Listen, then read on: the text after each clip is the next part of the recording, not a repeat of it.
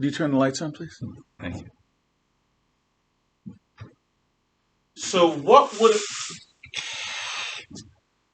have happened if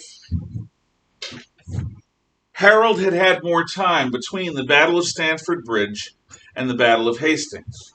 If his men had had a chance to rest before they fought a battle, marched, and then fought another battle? What would have happened if Harold's men had not broken ranks and charged down after the Normans, if they had held the top of the hill? Had Harold been able to remain on that hilltop, had the Normans been unable to bring him down,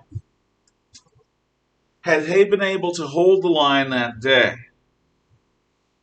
could they have driven the Normans out? I don't know. It's possible.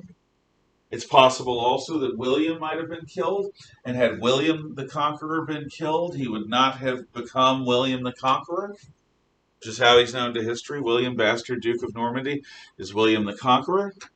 Wins the Battle of Hastings, 1066, turning point battle in human history, because had William the Conqueror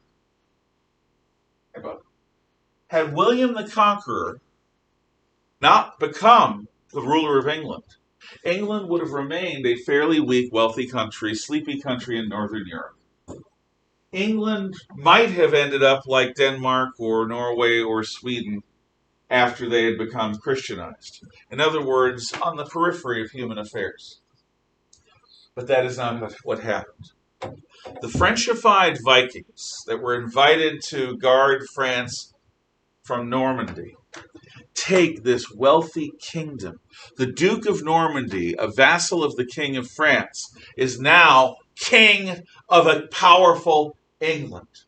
From this point, England will not be weaker than its enemies, will not be prey to the Irish or the Scots or the Norwegians or the Danes or the Welsh. England will be on the attack. England will be on the advance. And ultimately, England will conquer Wales. Ultimately, England will conquer Ireland. England will conquer Scotland.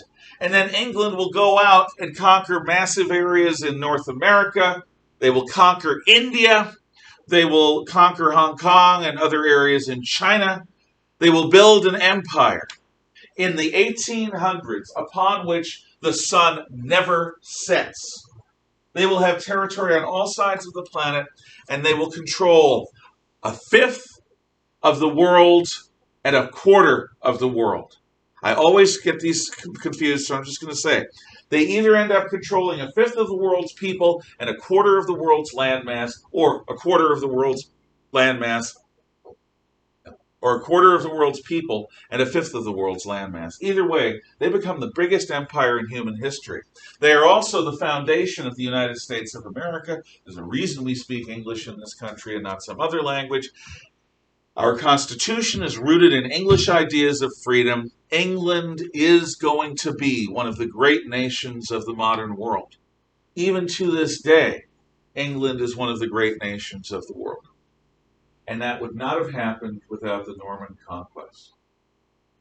I suspect, as much as I don't want it, that there will be a test on Monday, because we have gone through the Dark Ages. We've gone through Byzantium. We've gone through the Christian Church. We've gone through the Islamic conquests. We've gone through the story of England from the time of the Roman Britons being conquered, and then the Anglo-Saxons, the Synod of Whitby, the Danish invasions, Alfred the Great, up to the Norman conquest. That's a lot of time without a test.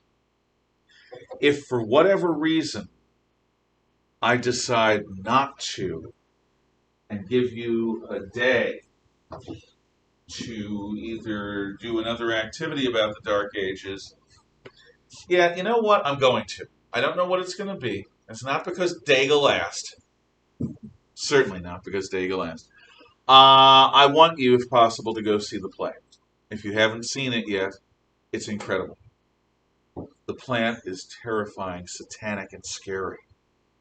If you haven't seen it yet, it's really, really good. I saw it last night. It was amazing.